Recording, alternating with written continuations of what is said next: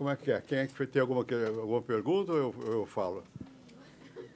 É melhor perguntar, assim eu fico sabendo o que vocês querem saber. Se tiverem. Solicitamos que quem for fazer pergunta, levante a mão, se levanta, que ela vai levar o microfone que está sendo gravado. Ali, já tem um rapaz ali, ó. Começa. Tem que ter coragem para começar e pronto. Oi?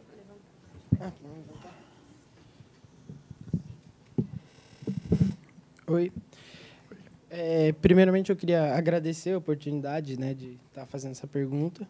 É uma grande honra poder falar com o senhor e minha pergunta é: o que o senhor acha sobre os bancos centrais ficarem guiando a taxa de juros e injetando liquidez de maneira arbitrária dos mercados? Isso realmente pode ter um efeito nocivo na economia, como alguns economistas dizem? A variação de taxa de juros pelos bancos? Os bancos centrais ficarem interferindo na taxa de juros e injetando liquidez conforme... Sim. Veja, na economia moderna, em toda parte funciona assim. Quer dizer, o Banco Central fixa a taxa de juros. Crescentemente, eles estão achando que, ao fixar a taxa de juros, eles controlam as expectativas. Bom, o que quer dizer isso? Quer dizer que mais importante do que a quantidade de dinheiro em circulação é a expectativa que a pessoa tem de o que vai acontecer com a taxa de juros, se ela vai ser capaz ou não de se manter naquele nível. E frequentemente, quando há alguma aflição maior no mercado, o mercado, você falou a expressão técnica, provê liquidez, quer dizer, afrouxa as rédeas do crédito. E se não tiver dinheiro, emite dinheiro. Né? Quando você está numa crise, é o que os economistas, os bancos centrais permitem fazer. Bem, é o modo como o sistema funciona. Aqui nós mudamos a regra. No passado, o Banco Central fixava a taxa de juros e o que havia é que o governo estava muito endividado e não tinha recursos depois para poder fechar o orçamento. Então aumentava os empréstimos, criava títulos do Tesouro. Ou seja, o Tesouro emite um papel, vai ao mercado, o mercado paga-se e ganha X% de juros. Quando a inflação cresce muito, você aumenta a taxa de juros para o pessoal continuar pagando. Chega um momento que aquilo sufoca o governo. A dívida pública, se chama, cresce muito. Com a regularização, com a estabilização do real, com a moeda, isso baixou. Então, o que acontece? A taxa de juros também foi possível baixar. No começo, não, porque a taxa de juros é um instrumento que o governo tem, o Banco Central tem, né, para calcular, para justamente o que você mencionou aí, a fluidez do dinheiro, a quantidade de dinheiro disponível, ou dificuldade maior ou menor para pegar empréstimo. E você, através desse instrumento, você regula, até certo ponto, a atividade da economia. Isso funciona. E os bancos centrais se entendem globalmente também. Funciona perfeitamente? Não. Se fosse perfeito, haveria crise. Né?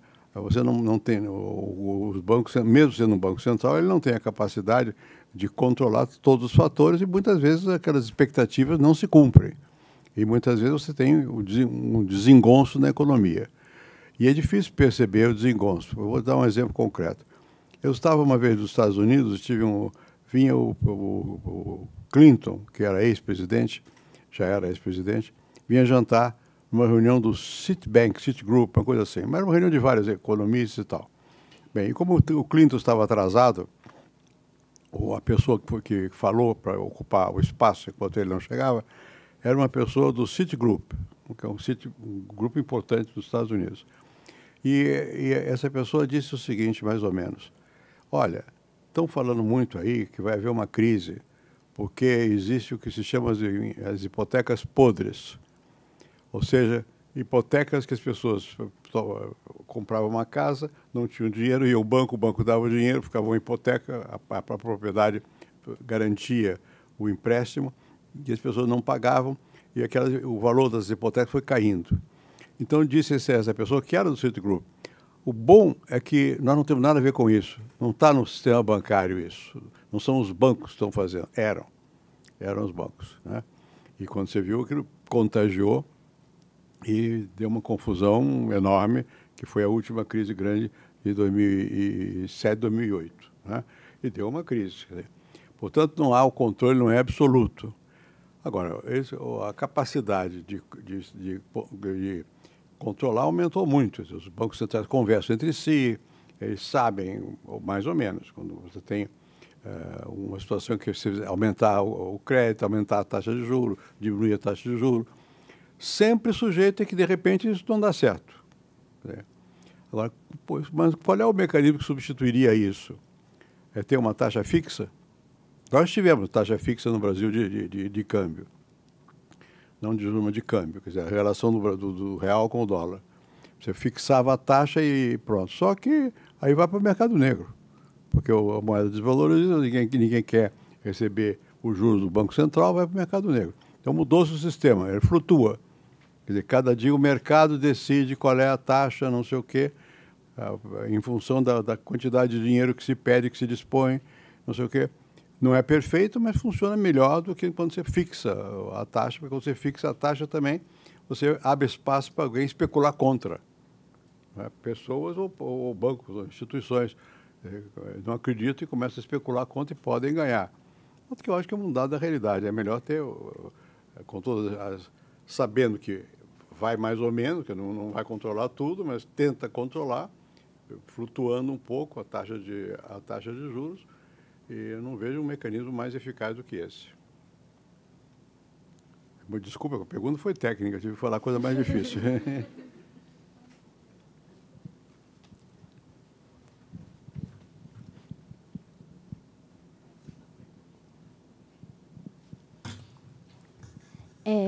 Eu gostaria de saber quais os conselhos que o senhor teria para melhorar a economia do governo atual do país. Para quê?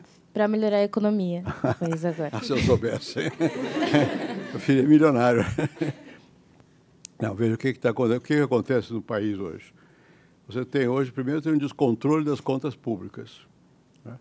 Eu fui ministro da Fazenda por acidente e tive que enfrentar um problema semelhante, que era da inflação, que era basicamente por causa da falta de controle das contas públicas. Hoje, como é que isso se manifesta? Não é que a moeda perca o valor, que é a inflação. Perde, mas não perde tanto assim. No meu tempo, perdia 20% ao mês, agora é 4% ao ano. Bom, é diferente. Né? Mas acontece que o governo, para poder fechar as contas, faz empréstimo. E a dívida sobe. Então, quando a dívida passa a ser uma porcentagem muito elevada do produto do país, do PIB, como chama, os que entendem de mercado ficam com medo do que está acontecendo. Então, nós estamos nessa fase.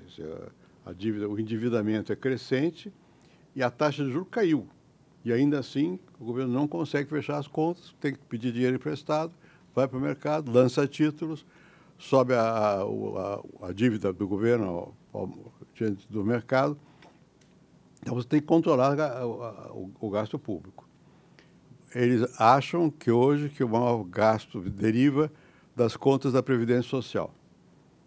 Bom, é grande mesmo. Eu não sei exatamente, mas é uma porcentagem grande do PIB mesmo, vai para fechar a dívida da Previdência Social.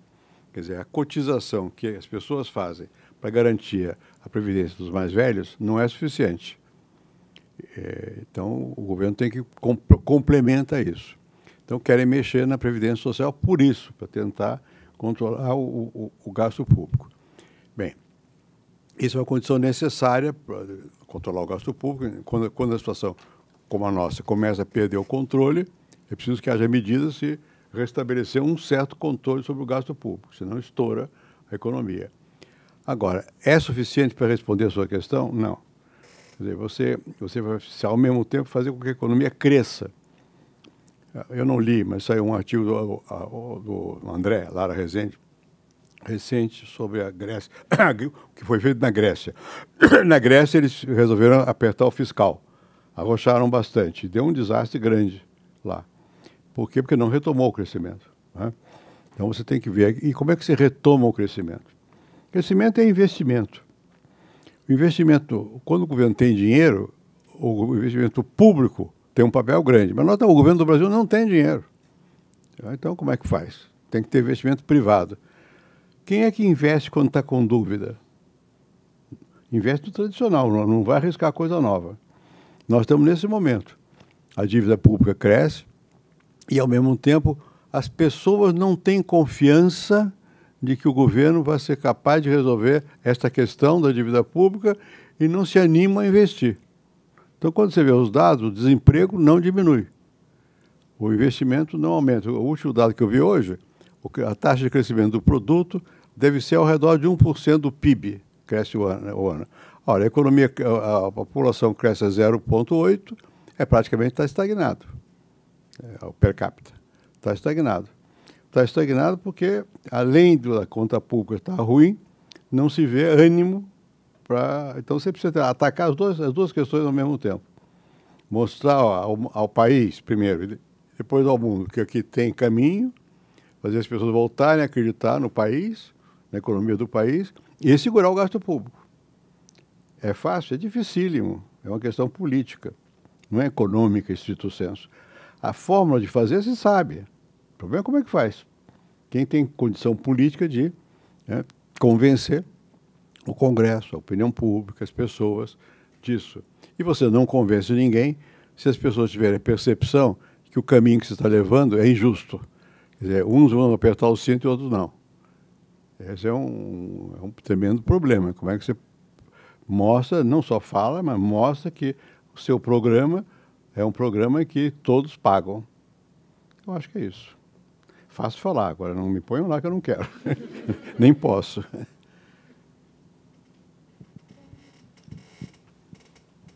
Vocês são economistas? Vocês são qual é a escola? Desafio.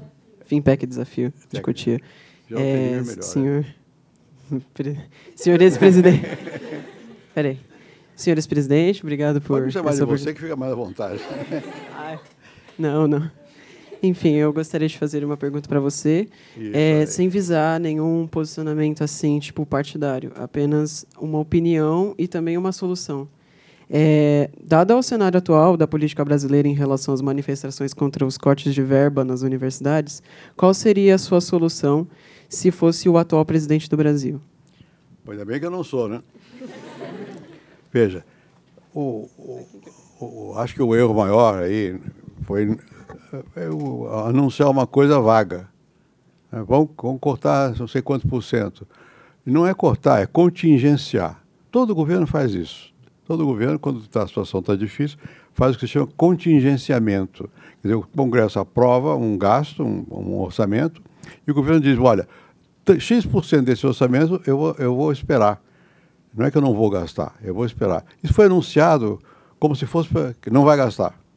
Então o pessoal ficou todo com medo. Segundo, foi anunciado 30%, sem dizer exatamente o quê. E justamente nas universidades. Quer dizer, então a reação foi maior do que o fato. Né? E por quê? Por culpa de quem? Do governo, que se expressou de uma maneira inadequada. Diz que vou cortar. Ele não vai cortar, vai contingenciar. Segundo, e os outros não vão ser contingenciados? Só nós? Está o negócio do equilíbrio, né? Faltou capacidade política de explicar, olha, vamos fazer... Você vai ver no que vai cortar. Gastos gerais, luz, não sei o quê e tal. Como é que vai cortar? Não é fácil, mas vai ter que fazer alguma coisa, né? Não sei se... Não é o item mais fundamental, embora o gasto com a educação no Brasil seja para o tamanho do nosso PIB razoável. Ele é mal gerido, é mal usado o recurso, mas não é que não exista recurso, né? E é isso. Como já havia uma predisposição a achar que o governo ia fazer coisas ruins, acharam que ia ser terrível. Licença. O senhor acha que o sistema de privatização continua sendo uma opção considerável para reerguer um país economicamente e politicamente? Ou acha que a cada época existem novos obstáculos e ciclos econômicos que refletem nas maneiras mais efetivas de resolver determinadas questões? Cada época tem suas particularidades, naturalmente, né? Por que houve a privatização no Brasil? Primeiro porque era uma lei. Foi o Congresso que resolveu, não fui eu. Estava uma lei lá, começou a ser funcionar no presidente Sarney, depois no presidente Itamar, foi quem mais...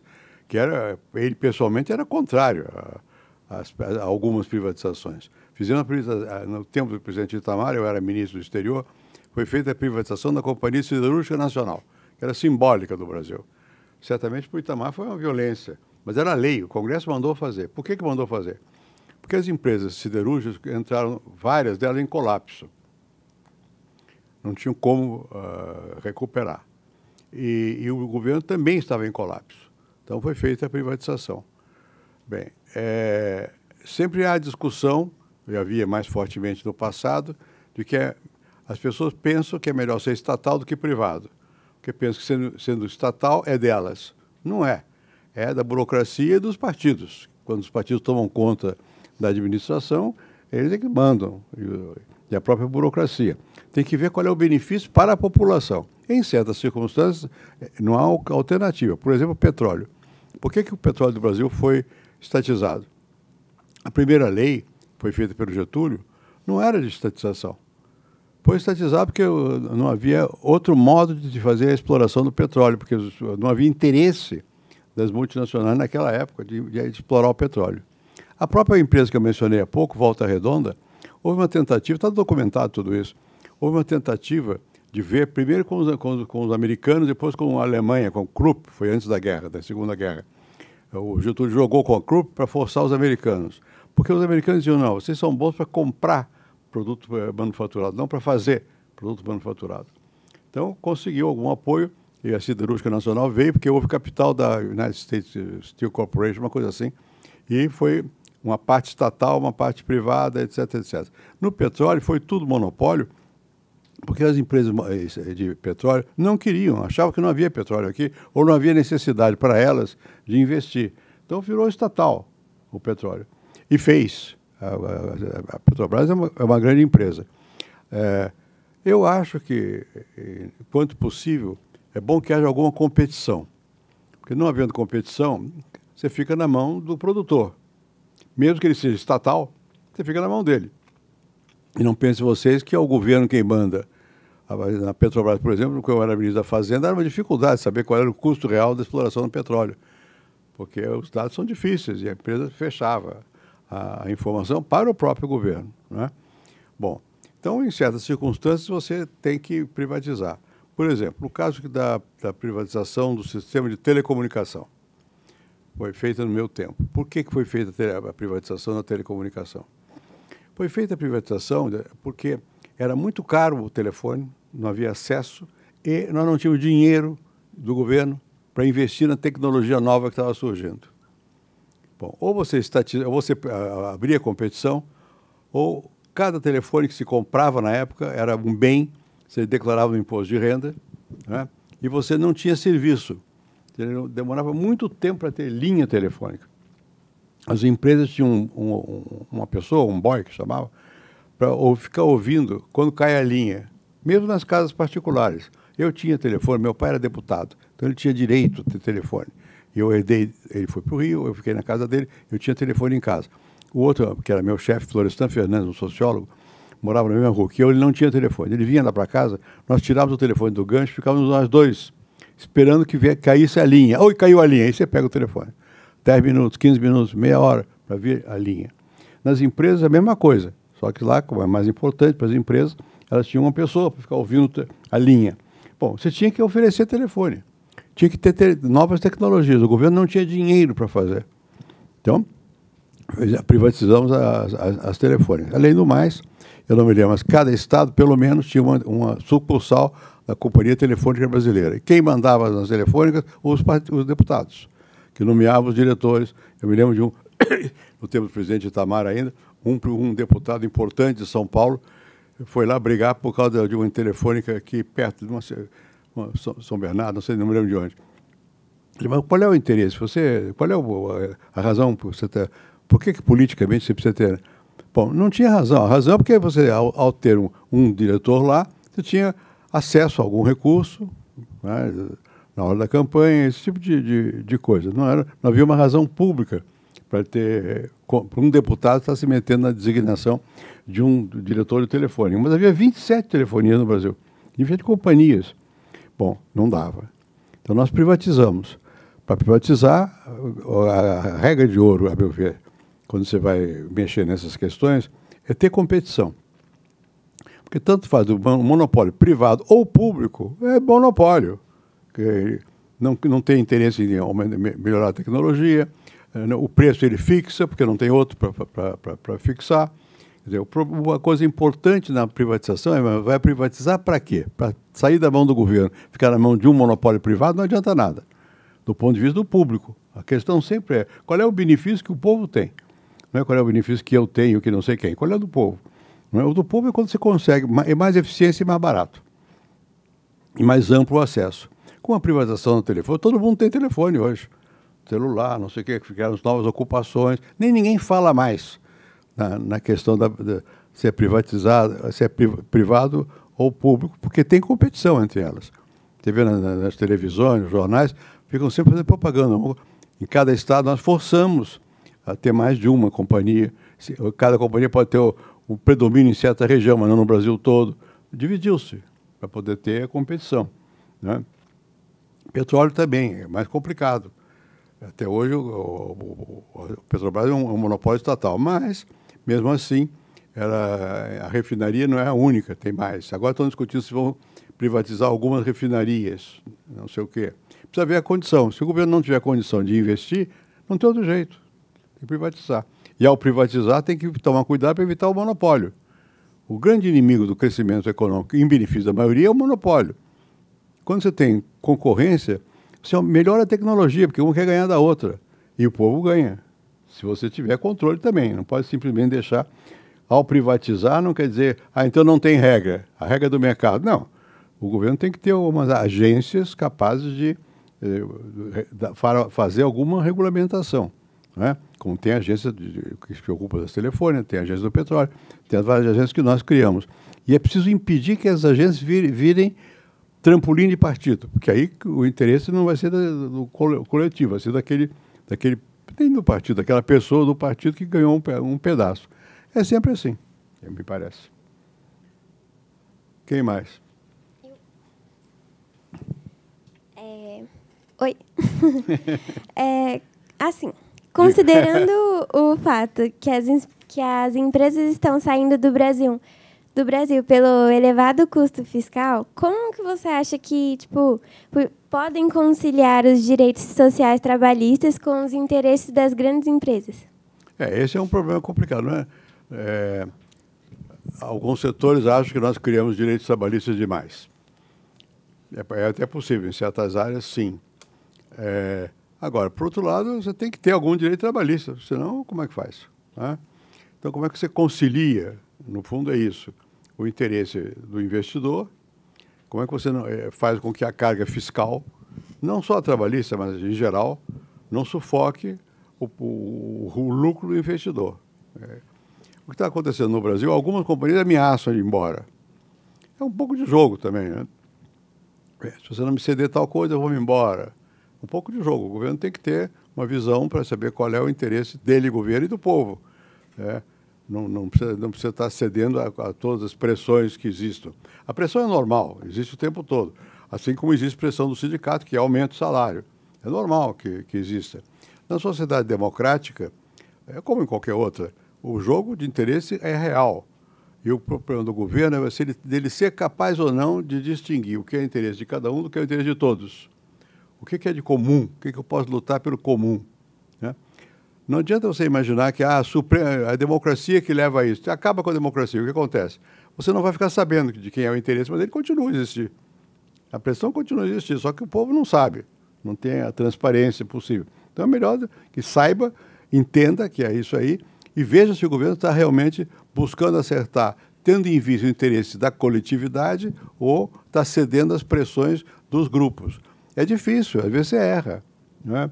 Mas tem que estar o tempo todo pensando nisso e tentando ver. Os americanos chamam o common ground. Existe um terreno comum que possa, a despeito das nossas diferenças, que são muitas, alguma coisa comum que nos permita funcionar. Isso aqui falta muito no Brasil, a noção do que é comum. Há interesses que são coletivos? Quais são? Nós podemos lutar por eles? Como é que, no caso da questão de impostos, o que é comum? O Brasil precisa ter uma arrecadação dada, porque tem muita gente que precisa, e o governo precisa existir e tal, de dinheiro. Mas até que ponto? Qual é o limite disso?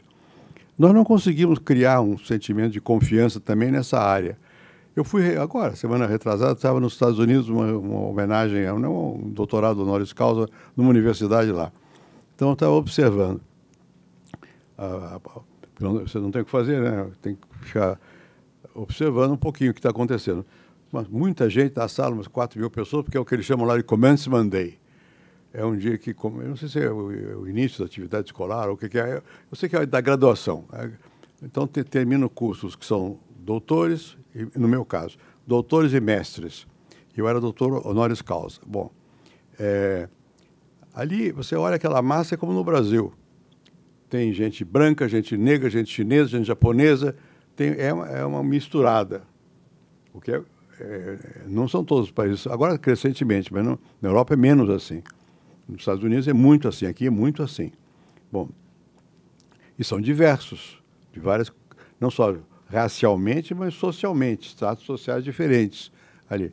Agora, de repente, toca um hino, uma corneta, e entra uma bandeira. Todo mundo fica emocionado, comovido, canta uma frase do hino. Depois canta uma frase, um hino da universidade, e cada professor que vai falar, os alunos também que vão falar, dão uma lição de moral, não sei o quê, para criar um common ground. Quer dizer, nisso nós acreditamos. No resto nós somos muito diferentes, mas nisso nós acreditamos. Está faltando um pouco no Brasil isso, um sentimento do que é comum. Em nome do que eu falo? Né? Dá a impressão que tudo está partido e que ninguém olha para ninguém. Né? Então, eu acho que é importante você recriar essas condições de confiança no Brasil para você poder resolver essas questões todas, inclusive a questão do crescimento econômico, que em grande parte depende de confiança. E nós estamos vivendo um momento que a própria democracia fica arriscada, porque você não sente que as pessoas confiem nem nos partidos, muito menos nos partidos, nem mesmo nos líderes. Então, é difícil. É isso. Boa tarde. O que o senhor acha da Escola Austríaca de Economia? Bom, eu não sou economista, né? Agora, o que se chama de Escola Austríaca de Economista é um pensamento bastante ortodoxo e que acredita que, basicamente, as condições fundamentais são dadas pelo mercado e que você tem que ter competição e liberdade para isso poder funcionar. Bom, isso levado ao extremo, eu não acredito em nada levado ao extremo, nas coisas que são levadas ao extremo. Dá, muitas vezes, não prestar atenção às necessidades das pessoas, do povo. Né? Agora, se você fizer o contrário, também machuca a economia. Né? Eu acho que eles exageraram na visão, como todo teórico tende a exagerar. Né? Você vê um lado, não vê o outro lado. E veritas virtus est in medio, a virtude está no meio. Talvez não seja sempre, mas, em geral, eu, pessoalmente, sou mais da razoabilidade do que do fundamentalismo, de acreditar numa coisa assim, vai dar certo, é por aqui. Precisa crer, mas eu acho que tem que ter um pouco de ouvir o outro lado. Eles têm uma visão, a Escola Austríaca de Economia, muito pró-mercado. Eu acho que tem que pensar um pouco. É claro que nós vivemos numa economia que é capitalista. Não há no horizonte outro tipo de economia, que a China virou capitalista. Né? É de Estado, mas é capitalista. Então, o que tem não capitalista? Talvez Cuba, que não tem imantação. Né? Então, você não tem muita alternativa histórica. Agora, ao dizer isso, não quer dizer que você justifica todo o mercado em si resolve. Eu tenho dúvidas. Eu acho que tem que ter o mercado, é fundamental. Quem não prestar atenção ao mercado corre o risco de incorrer em séria estagnação e desordem. Nós já assistimos recentemente isso. Mas se você só acreditar no mercado, você também corre o risco de deixar muita gente ao léu. Né? E, como eu disse a uma turma que antecedeu vocês aqui, nós olhando para a economia com uma visão mais ampla, nós vamos ver o desenvolvimento de novas tecnologias que são propensas a concentrar renda, aumenta a produtividade e não dão emprego. Como é que faz? Né? Vai ter que ter algum mecanismo de redistribuição, que não é automático. Né? Nos Estados Unidos, eu tenho uns amigos lá, um grupo lá de gente da Califórnia, que chama-se Berggruen, o principal doador desse centro, que eles têm uma ideia, na Califórnia, não estou dizendo para fazer no Brasil, porque é mais complicado, de taxar os robôs.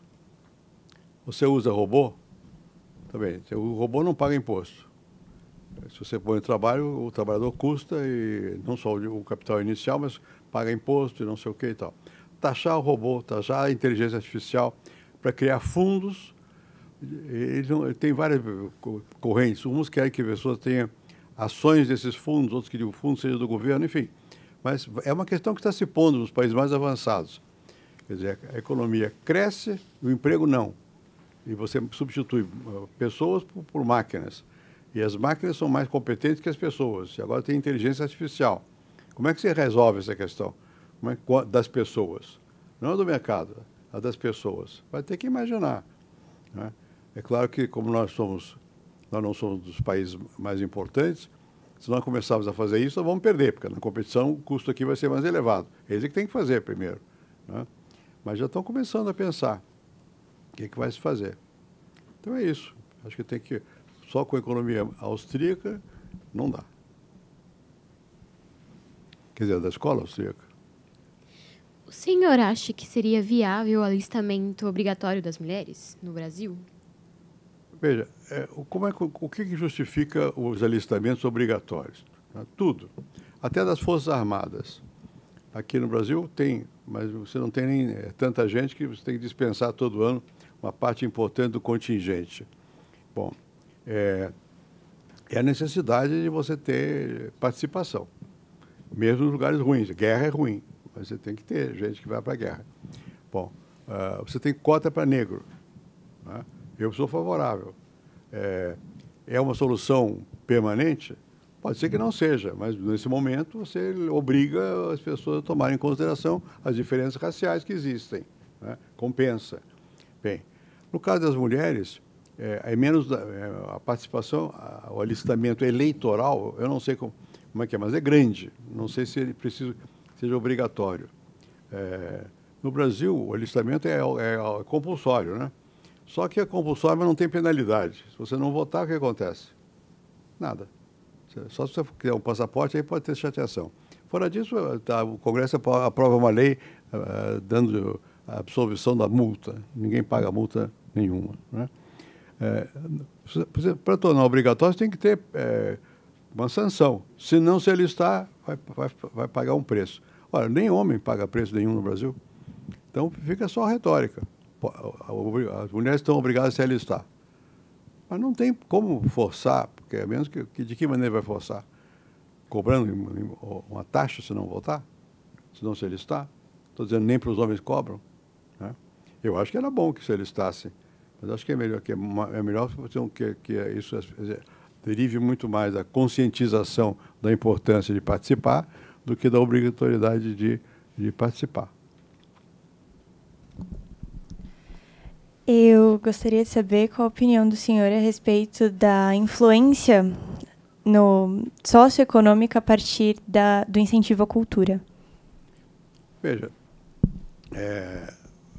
há abusos, sempre há. Agora, eu participei da discussão da lei chamada Rouanet. Havia uma lei chamada Sarney antes. E o Sarney era senador e eu também. Eu conhecia bastante o Rouanet, que foi nomeado secretário de Cultura do Collor. O Rouanet não conhecia nada do Congresso naquela época. Hoje ele é meu colega na ABL, Associação ABL, né? Brasileira de Letras, Academia Brasileira de Letras. O Rouanet foi quem propôs que houvesse uma taxação, tendo em vista a cultura. A lei chamada Rouanet, na verdade, foi muito modificada pelo Sarney no Senado e por mim também, com a anuência dele, voltou para a Câmara e foi feita a lei. Eu acho que ela abre espaço, você tem que ter algum tipo de incentivo à cultura. Agora, há abuso, muitas vezes. Por exemplo, uma vez eu fui a um espetáculo chamado Cirque du Soleil, uma coisa canadense. Bom, era financiado pela Lei Rouanet. Era um banco grande que usou a Lei Rouanet para financiar. Não precisa, o Cirque du Soleil não precisa da Lei Rouanet, né? E você vê o número de publicação de livros que se publicam que são inúteis. Muito livro pomposo é Lei Rouanet. Quer dizer, tem que haver um pouco mais de critério, a meu ver, né? Mas ela é importante. Ela é importante porque dá incentivo também, permite que haja um apoio a atividades culturais. É um subsídio, que quase todo o Brasil tem subsídio, a cultura quer ter um pedacinho também. Agora, tem que ser como um incentivo e não como substituição ao mercado. É o que eu acho.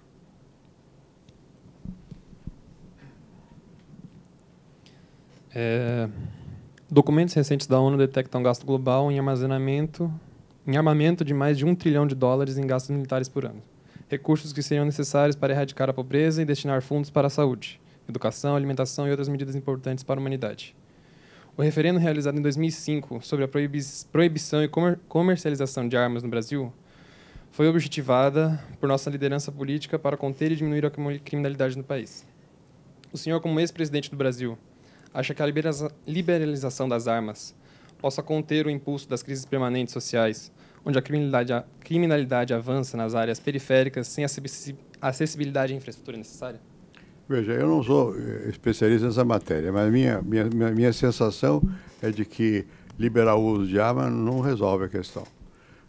Você tem um argumento que é o seguinte: bom, mas hoje elas são livres na mão do bandido. É verdade. A criminalidade cresceu muito no Brasil, e o contrabando também, e eles estão armados e tal. Mas você tem que dar mais arma para a polícia, porque distribuir arma para o povo, para as pessoas, não sei se vai resolver, senão pode até aumentar a criminalidade. Porque você tem que saber usar arma, nem todos sabem.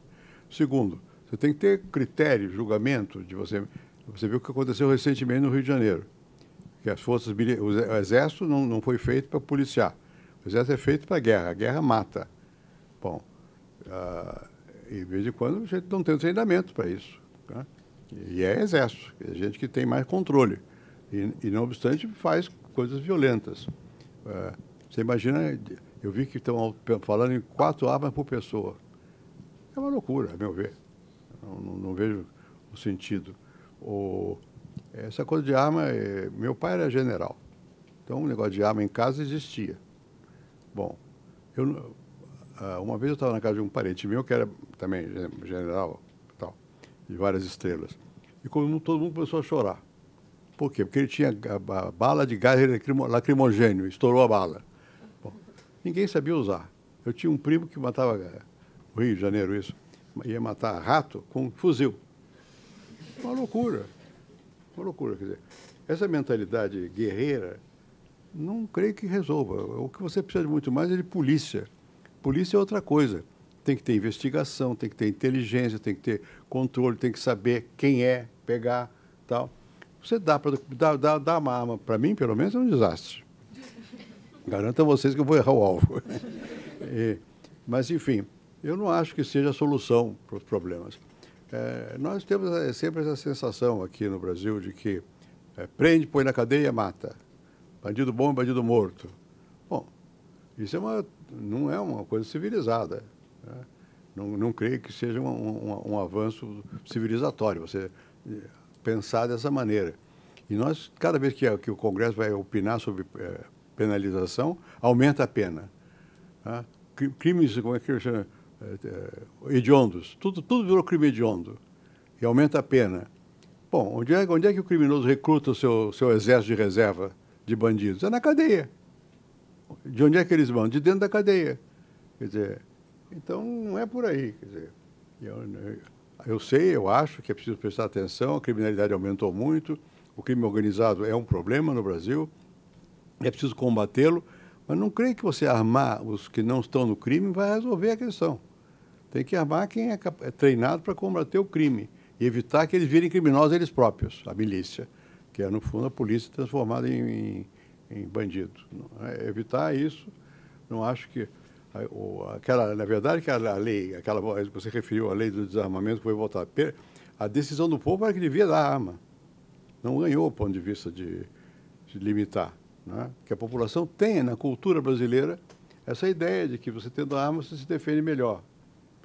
Eu tenho dúvidas quanto a isso. Posso garantir que, no meu caso, eu prefiro não ter. Eu tenho muita dúvida. Eu não acredito que seja por aí. Agora, não pode desconhecer o problema. Quer dizer, o problema da criminalidade não é um problema banal. Hoje você tem uma criminalidade organizada, poderosa, e ela mata mais pobre do que rico. Né? O rico se defende, mora em casa protegido, tem carro protegido, tem guarda-costa. O pobre não tem. Então, quem paga o preço da violência maior são os próprios pobres. E jovem. Você vê as estatísticas, são incríveis. Né? Quem morre no Brasil de homicídio é jovem. Então, isso tem que ser encarado de uma maneira séria. Né? Eu não acho que dar arma para cada um de nós vai resolver. Olá, boa tarde. Eu gostaria de saber a opinião do senhor referente às criptomoedas e se uma moeda deflacionária seria nociva para a economia. Bom, se houver deflação, ela é nociva, sim. A deflação é outro tipo de letalidade da economia, não é o contrário da inflação, mas ela é nociva para a economia, sim. Se você tiver deflação, você vai fazer o quê? Como é que você vai guardar o recurso para quê? E você sem poupança não tem investimento. Então é perigoso. Mas tinha outra pergunta sobre? A sua opinião sobre as criptomoedas. Bom, as criptomoedas é uma realidade. Ela já é uma realidade complexa, mas verdadeira. Porque você tem, já estão em funcionamento. E com as novas tecnologias vão estar em funcionamento. A moeda passou a ser uma coisa simbólica. O que acontece é que a moeda que existe física, a nacional, ela tem a garantia do Banco Central. Né? E, em tese, aquilo equivale a uma porcentagem das suas reservas. Em tese. Né? Mas o governo é responsável. Na criptomoeda é menos claro como é que vai se dar. A confiança vai ser baseada no quê? Na moeda nacional, em tese, a confiança é baseada em que o Tesouro garante. Aí, no caso da criptomoeda, quem garante?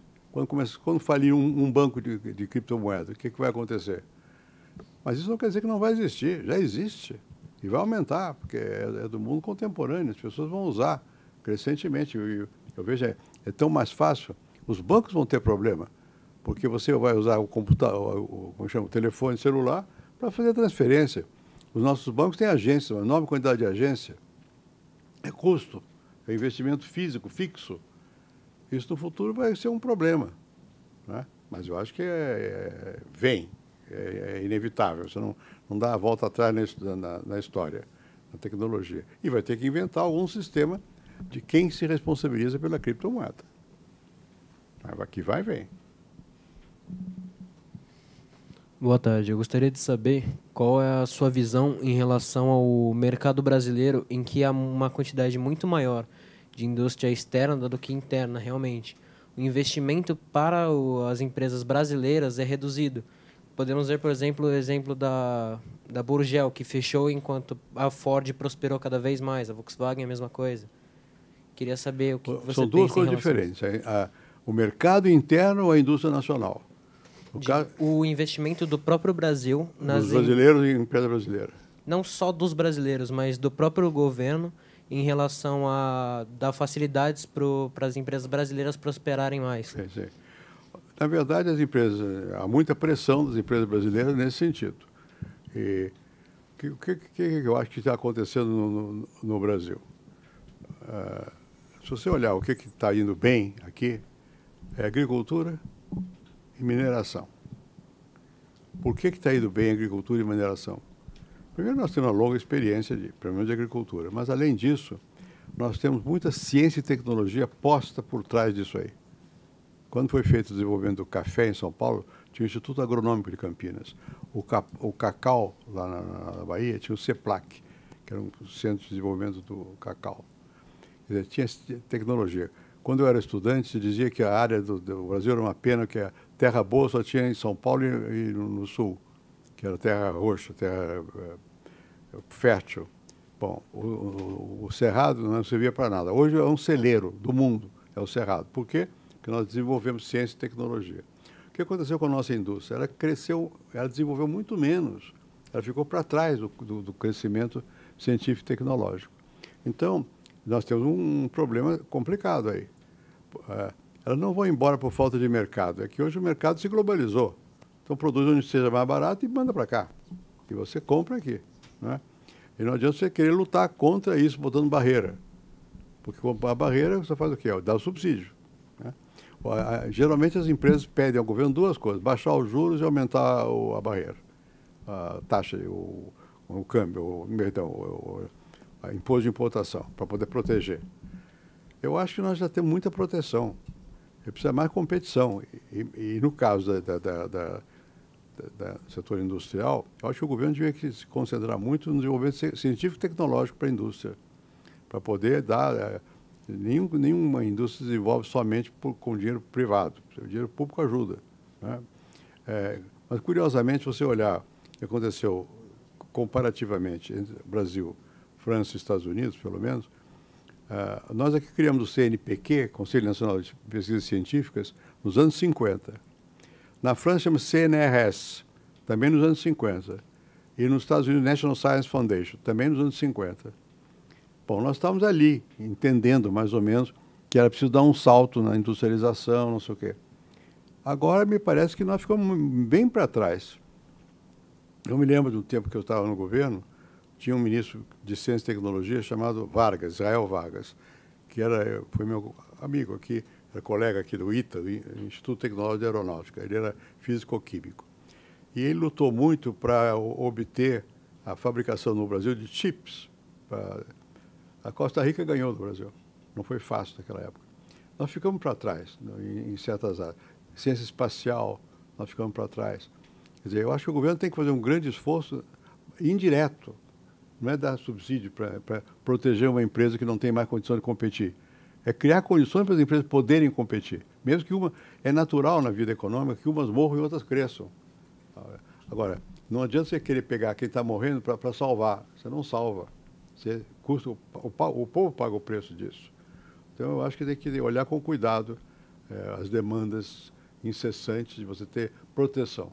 Tem que haver mais capacidade do que proteção. E aí o governo tem responsabilidade. Oi. O Enem foi criado em 1998 com o objetivo de avaliar a qualidade de ensino médio do Brasil. Hoje se tornou a prova mais importante de ingresso às universidades. O senhor acha que retrata fielmente as condições da educação dada a diferença de regionalidade e características dos estados brasileiros? E como não deixar que o viés ideológico-político dos governos atuais deturpem seu principal objetivo? Veja, o Enem foi importante, porque deu uma medida de como é que está o avanço do ensino médio. Nós tínhamos no Brasil, o problema mais grave era o ensino, fundamental. Né? Desde a pré-escola até a escola, curso primário e tal, fundamental. Mas depois, hoje, nós temos um gargalo no ensino médio. Né? Mexer no Enem, eu acho um erro. Quer dizer, mexer no seguinte, de postergar, eu acho um erro. Acho que tem que haver. Eu não sei, eu não acompanho, eu não sei quão eficaz ele é na mensuração das coisas. Mas as medidas existentes, pelo menos que chegam até mim, mostram o seguinte: o desenvolvimento, o resultado da educação no Brasil está aquém do que nós precisamos. O PISA, que faz uma medida mais internacional, mostra sempre um resultado mais precário do Brasil. Da minha experiência como professor, quando eu dava aula, eu dei aula fora do Brasil, e os melhores eram sempre os argentinos e os uruguaios. Depois vinham os chilenos, depois os brasileiros, depois os mexicanos. Colômbia, às vezes, estava num grupo melhor, não na frente, mas razoável. Quer dizer, já há muito tempo que o Brasil não produz resultados equivalentes às expectativas que nós temos sobre a educação. Como nós somos muitos, você sempre tem o pico bom. A questão não é o pico, é a média. Você tem que olhar sempre a média, porque não são... O que é muito bom, vai ser bom, e hoje é globalizado. Tanto faz, né? Aqui ou fora daqui, se globaliza. O problema é que você tem que ter uma média boa. E você tem que medir essa média. O Enem é um instrumento de medição. Eu me lembro quando foi feito o Enem, o ministro da Educação chamava-se Paulo Renato Souza. Eu era presidente. Foi uma reação muito grande dos estudantes contra. Porque nós não temos no Brasil a cultura da avaliação. Nós não gostamos da avaliação. Nós achamos que é ruim. Temos desconfiança da avaliação, porque vai haver manipulação, não sei o quê e tal. E, não obstante, você tem que ter avaliação. No mundo de hoje depende de você ter avaliação. É melhor, é pior, e dá condições para a pessoa melhorar. E como é que você vai saber se você precisa melhorar ou não? Tem que ser avaliado, né? Eu não acho que eu não estou lá no dia a dia. A ideologização pode existir em alguns setores, tendências à ideologização. Eu não fui treinado assim. Fui treinado da maneira mais objetiva, né? Quer dizer, eu, quando dou aula, eu nunca tento puxar para o meu lado. Eu tento explicar. Que eu acho que cada um tem que se formar, ter sua própria opinião. Mas não adianta você substituir uma opinião de esquerda por uma de direita. Não é isso. Tem que ensinar a pessoa a pensar, a ter curiosidade, a desenvolver a imaginação, dar instrumentos de avaliação e ter uma pluralidade, né? Então, todas as tendências que, quando começam a acusar, que está havendo ideologização, em geral é uma ideologia que quer substituir a outra. As duas dão bobagem, né? E de um país tão diverso como o nosso, mesmo que se queira, não se consegue. Porque a vida é mais forte do que a tendência que se queira imprimir, né? Eu não estou defendendo que se faça, eu acho o contrário. Eu acho que é possível criar condições que o professor tem uma enorme superioridade sobre os alunos. Tem influência, e vai ter sempre. Ele sabe que tem influência, mas ele não deve usar a sua influência para canalizar para uma ideologia. Tem que deixar o aluno desenvolver as suas próprias escolhas. Então, nesse sentido, eu acho que você tem que avaliar. Depois, cada um tem as suas escolhas, fazer seu percurso, tem que ter um instrumento que diga, você foi bem, você foi mal. O Enem é isso. Fazer o quê? Substituir pelo quê? Pelo protecionismo, ou pela crença? Não pode, tem que haver uma coisa mais objetiva. É a minha opinião. Como já foi citado anteriormente, existem muitos problemas no Brasil em relação à dívida pública. A reforma da Previdência, se eu não me engano, ela quer poupar R$1 trilhão em 10 anos. Essas reformas que estão acontecendo, elas não estão envolvendo a dívida pública, que pelo acesso que eu fiz no site do Fiesp de hoje, já está em 208 bilhões. Como você acha que a gente pode controlar a dívida pública? Veja, isso é um problema permanente. Todos os partidos vivem sempre com essa questão da dívida pública. Que a Previdência, hoje, ela é um peso grande, ela é um peso grande, né? E já era, há muito tempo, um peso muito grande. A solução mais radical propõe a capitalização. Nosso sistema é outro. Nosso sistema é de solidariedade intergeneracional. Quer dizer, quem está no trabalho vai pagar por quem está descansando, além da contribuição de quem está descansando. Mas já supõe uma transferência de recursos de quem está no mercado de trabalho para os que não estão no mercado de trabalho. A capitalização implica que cada um por si e Deus por ninguém. Você guarda seu dinheiro que você vai ter no futuro que você tiver guardado. O problema é como é que você passa de um sistema a outro. Quer dizer, nunca ninguém aqui, só pouquíssimos contribuíram para a capitalização. E você tem que generalizar a capitalização. Quanto custa isso? Quando eu era presidente, teve um economista que trabalhava comigo, André Lara Rezende, que ficou muito interessado e mandou calcular. Bom, custava um PIB brasileiro. Você tem que ter um PIB para garantir a transição. Como é que foi feito no Chile? O Chile fez isso. O Chile tinha um excedente de dinheiro muito grande naquela época, tinha recursos. Além do mais, a população é menor, né? E era outro momento da história também da demografia. Então, é complicado. E o governo esse atual governo tem a ambição de fazer a capitalização no futuro. Mas eu não sei como é que vai fazer essa transição, quem vai pagar esse custo. Por outro lado, na situação atual, o que você disse é verdade, que está subindo exponencialmente a dívida. E por que está subindo a dívida? Porque o governo gasta mais do que recolhe. E entre os itens que mais gasta está a Previdência. Portanto, vai ter que mexer na Previdência. Como é que vai mexer na Previdência? Tem que ter um olhar, a meu ver, ao mesmo tempo. É esse que eu estou dizendo, fiscal, quer dizer, eu tenho que equilibrar, mas eu tenho que ter um olhar também social, ou seja, combater privilégio. Vou dar um exemplo concreto. Eles vão ter que discutir agora, por acaso o relator da Previdência esteve na minha casa ontem. Eles estão com esse pepino. Como é que faz com os que recebem o que se chama prestação continuada? Ou seja, os velhos que chegam aos 65 anos, que idade é? 70, qual é? Que recebem um salário mínimo por mês. Vai reduzir para meio salário mínimo? Só no futuro, porque os atuais você não pode. E qual é o efeito disso? Quanto vai somar isso? Segundo, o que você faz com quem trabalha no campo? Trabalha no campo, tem direito à aposentadoria com menos de idade. Bom, é justo que quem trabalha no campo se aposente mais cedo? Se for, como é que faz? Quem paga essa diferença? Mesmo no que diz respeito à idade em geral, né, as mulheres duram mais que os homens, em média. Bom, e pagam menos, quer dizer, se aposentam mais cedo, pela lei. Né? Como é que faz com isso? Vai deixar assim? Vai deixar, mas vai agravar? Tudo é muito difícil, porque tudo tem consequência concreta na vida das pessoas. E tem que ver isso com atenção. Eu não creio que se possa fazer, de repente, mudar tudo. Porque não tem força para tanto. Agora, algo vai ter que ser feito, porque o governo está sem dinheiro. É real isso. Daqui a pouco vai ter que emitir, faz inflação.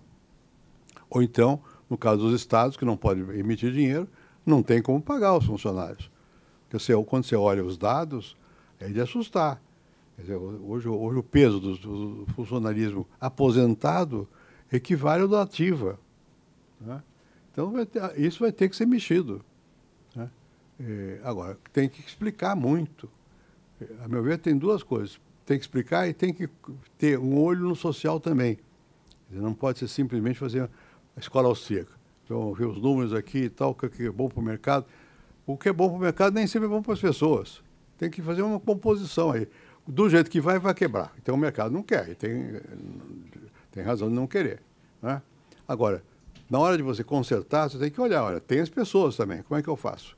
O que eu garanto? O que eu posso? Quanto custa? Em quanto tempo dá para pagar? Não sei o quê. Né?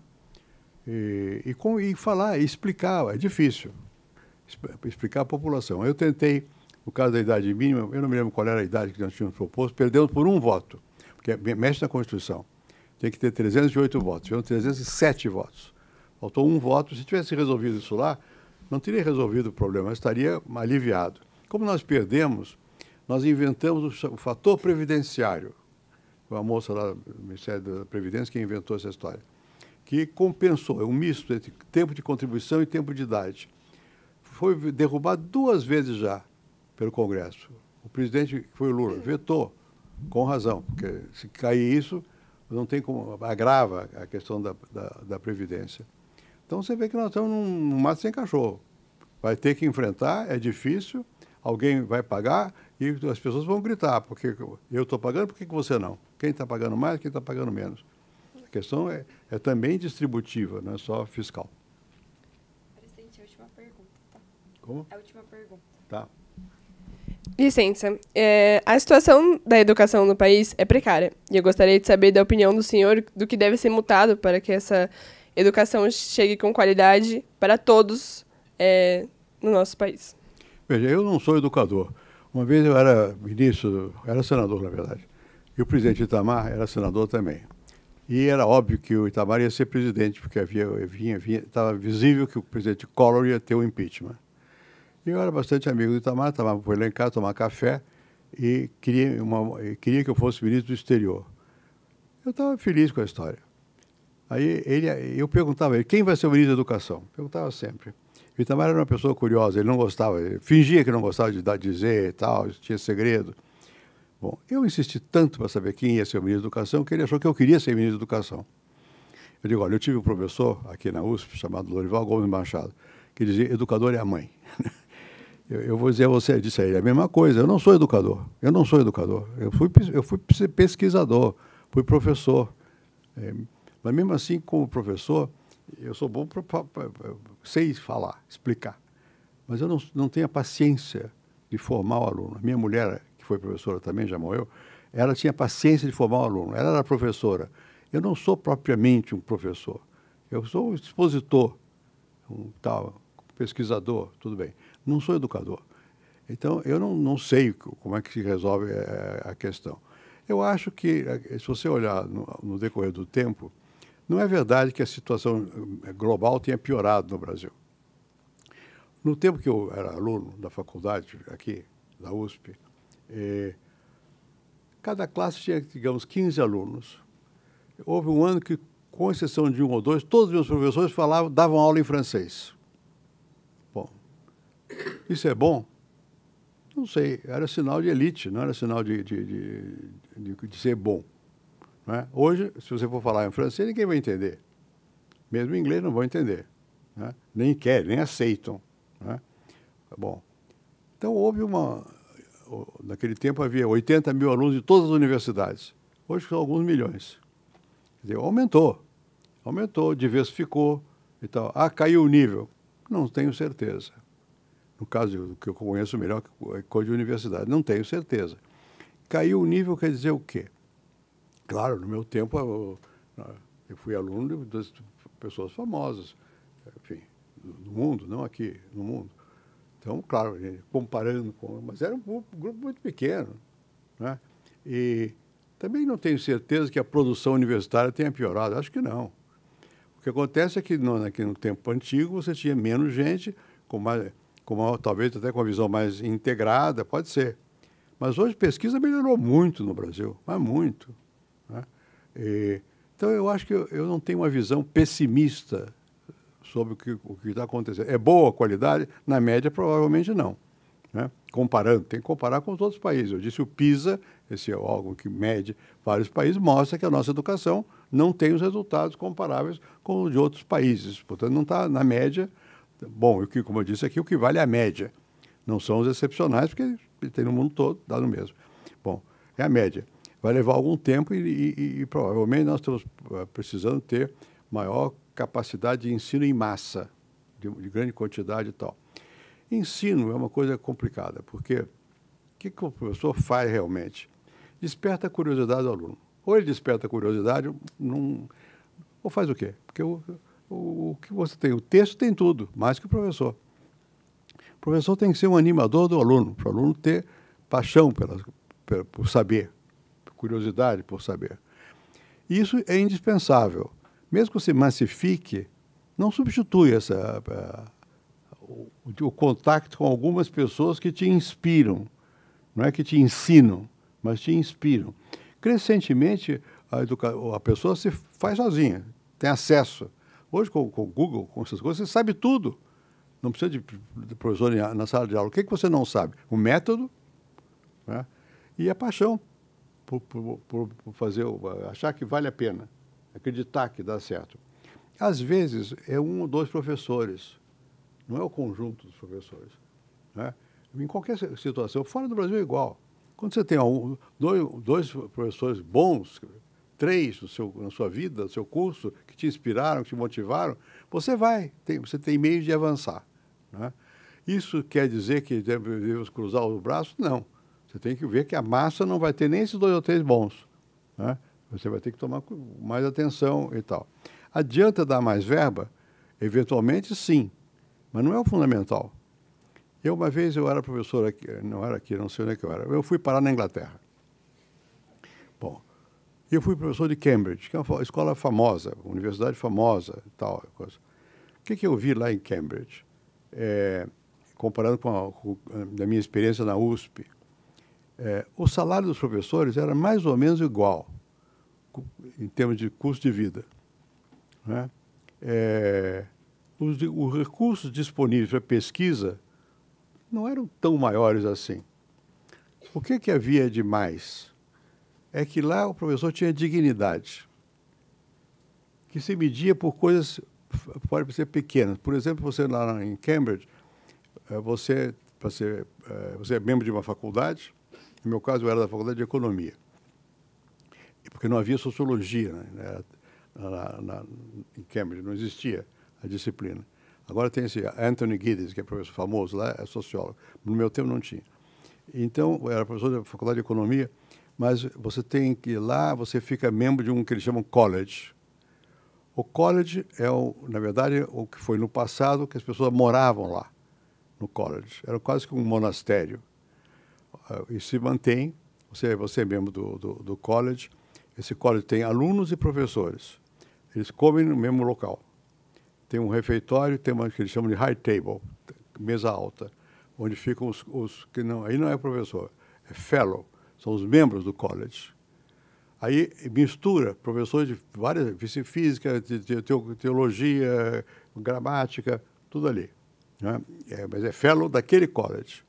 Bom, e você tem um ritual, você usa uma roupa para na hora que você vai jantar, faz uma procissão. Quando você entra, os alunos estão ali, tem um que faz Professor of Divinities, que faz uma espécie de reza. Eles não são muito crentes não, mas rezam. Tá? Bom, e depois termina o jantar, você vai para uma sala comer frutas secas e tomar vinho do Porto, coisa, porque algum ex-aluno do college doou, geralmente tem cela, que eles chamam, enotecas grandes lá. Bom, e se você é membro do college, você tem um direito, você pode pisar na grama. É uma bobagem, né? Tem sempre guardas por lá, tem que te reconhecer. Se você for membro do college, na grama daquele college você pode andar. Isso é uma distinção. Se você vai à biblioteca, você pode pegar 3 livros em vez de 1. Essas coisas pequenas. Aquilo são pequenas dignidades que dão... O professor é respeitado, para dizer de outra maneira. Tem posição. Né? Ganhava mais ou menos o mesmo. Os recursos não eram tão extraordinários assim. A vida era mais modesta, na verdade, mais conventual. Né? Então, aqui, o que aconteceu é que o professor perdeu muito de dignidade. Eu me lembro que, uma certa altura, aqui no meu governo mesmo, nós fizemos uma mudança na Constituição para poder passar recursos da União para os municípios. Bom, isso aumentou a quantidade de professores e cursos, sobretudo no Nordeste do Brasil, que tinham algum recurso. Isso facilitou o casamento dos professores, das professoras especialmente. Não era o objetivo, mas foi o resultado, porque deu recurso, deu um certo... A pessoa se inseriu melhor na vida. Né? Bom, houve uma espécie de rebaixamento psicológico da posição de professor. Se você é professor incrível, você é professor. Não é nada, mas é importante. Utiliza professor. Aqui não tem essa a mesma.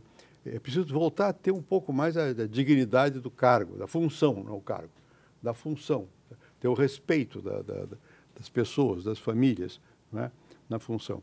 Eu não sou, como eu reitero, eu não sou educador, mas aqui tem um outro lado que é complicado, que você vê da minha experiência de universidade.